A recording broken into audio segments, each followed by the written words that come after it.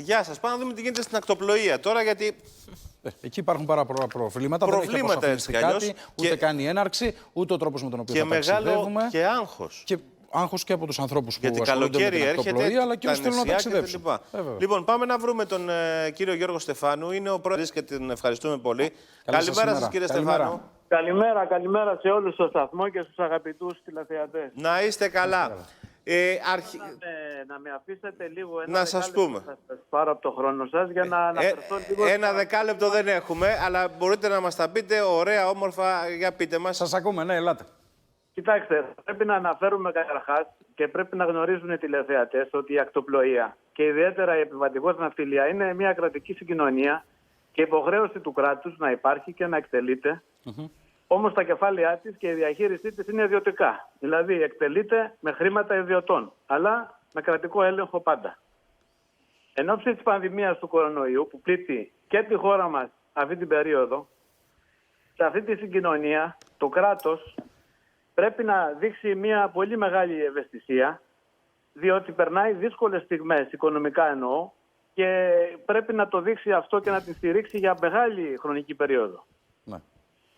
Τα οικονομικά προβλήματα διαχείρισης στην επιβατική ναυτιλία εν ώψη της πανδημίας χωρίζονται σε δύο κατηγορίες. Πρώτη κατηγορία είναι στην παρούσα φάση που αφορά τα πλοία που εκτελούν δρομολόγια τώρα.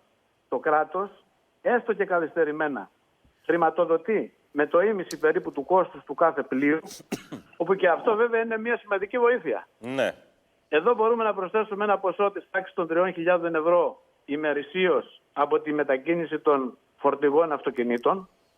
Έχουμε όμως πολύ περιορισμένο αριθμό διακίνησης επιβατών. Προφανώς. Ναι. Με τον περιορισμένο αριθμό των επιβατών όπου κινούνται τη στιγμή αυτή 40 με 50 μόνο άτομα, ναι, σημαίνει ότι θα πρέπει να επιδοτούμε με ίδια κεφάλαια το πλοίο για να λειτουργήσει με 8 έως 12.000 ευρώ ημερησίως. Μάλιστα.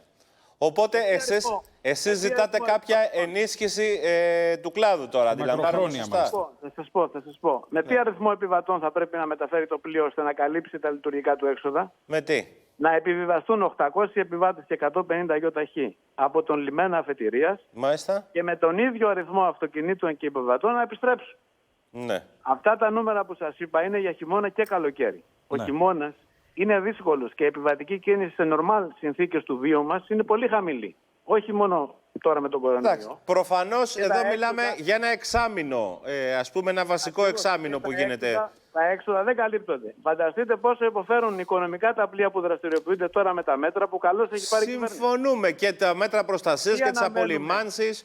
Τι αναμένετε, το πρώτον, ναυτιλία με τη λήξη των μέτρων, να μένουμε μια πάρα πολύ μικρή κίνηση επιβατών τόσο Ελλήνων, όσο και αλλοδαπών, όπου λοιπόν μετά την άρση των μέτρων για την υπόλοιπη δρομολογιακή περίοδο της φετινής χρονιάς, αυτές οι ιδιωτικές ναυτιλιακές εταιρείες να έχουν τεράστιες οικονομικές απώλειες.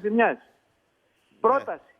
Προτείνουμε λοιπόν η συνέχιση της οικονομικής στήριξης και μετά τη λήξη των περιοριστικών μέτρων της πανδημίας και να επιδοτούνται τα πλοία που εκτελούν δρομολόγια τουλάχιστον μέχρι και το τέλος του Οκτωβρίου του 2010. Μάλιστα.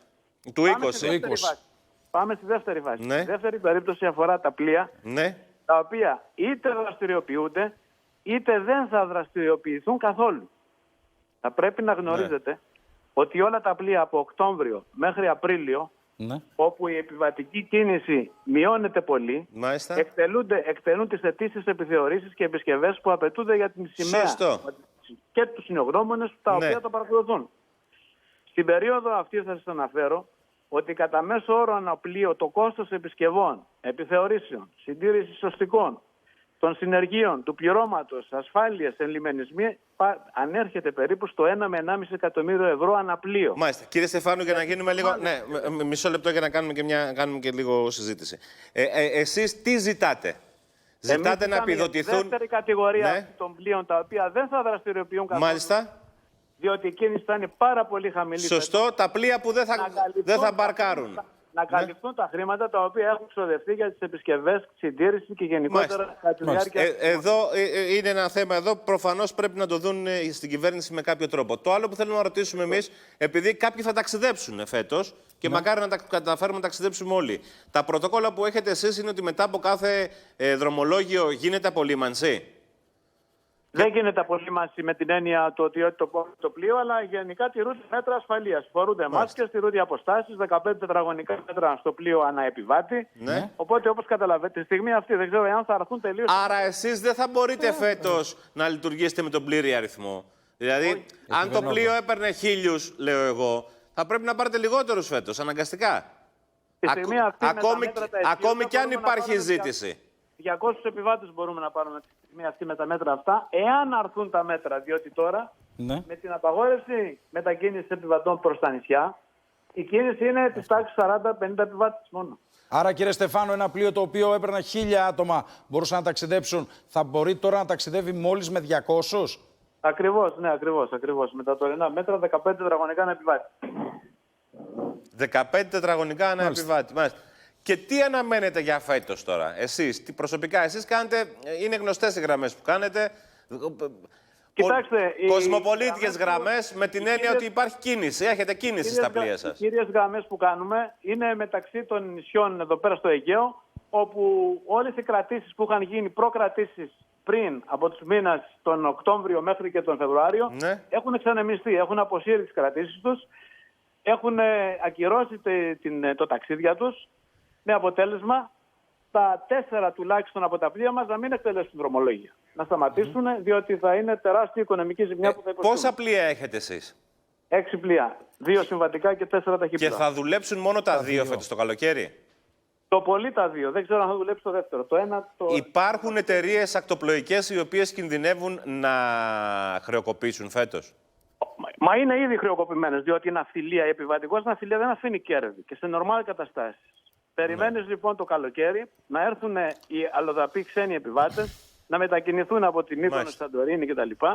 Και να μπορέσεις να καλύψεις τα έξοδα του χειμώνα και τις ετήσιες βάσεις γενικότερα. Πρέπει λοιπόν για να υπάρχει αυτό το στολίδι, αυτή η ναυτιλία, η οποία εξυπηρετεί άριστα τα νησιά μας και αυξάνει τον τουρισμό μας και βελτιώνει την εθνική μας οικονομία, να στηριχθεί. Θα πρέπει να επιδοτηθούν λοιπόν τα έξοδα τα οποία έχουν προκύψει στα πλοία αυτά το χειμώνα. Ακουστήκατε, δεν θα το αφήσουμε το θέμα. Είναι σημαντικό το θέμα της κύριε ναυτιλίας. Στεφάνου, δεν υπάρχει βεβαίως. κανένα θέμα, κύριε Στεφάνου. Ευχαριστούμε πάρα πολύ. Να είστε καλά. Είναι τρομακτικό αυτό. Και 1.000 άτομα. Όχι μόνο αυτό. Και το 1/5 να μπορεί να ταξιδέψει. Δεν είναι αυτό μόνο το θέμα. Και το 6-4 στα πλοία. Τα 2 θα ταξιδέψει και ίσως. Διαφημίσεις, επανερχόμαστε.